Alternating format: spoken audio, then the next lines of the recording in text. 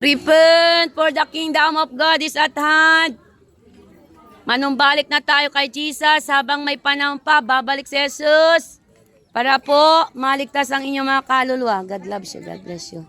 Jesus Christ love you. Kaya po pinaparating ang Panginoon ay babalik. At sa pagbabalik niya, babalikan niya yung mga tao na nananampalataya. Kapag po tayo hindi nagsisi, nanampalataya kay Kristo, malawak po ang impyerno pagtatapunan. Kaya po, pakinggan niyo po ang panawagan ng salita ng Diyos. Nananawagan ng Panginoon.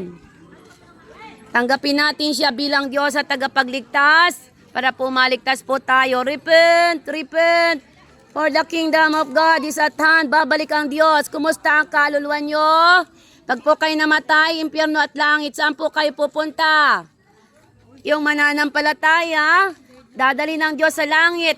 Yung mga tao naman na inaayawan si Jesus, itatapon sa impyerno. Yun po ang katotohanan. Kaya nananawagan po, come to Jesus Christ. Bibigyan niya po kayo ng living water. Come to Jesus Christ. Jesus Christ is the bread of life. Kapag tinanggap po natin ang Panginoon,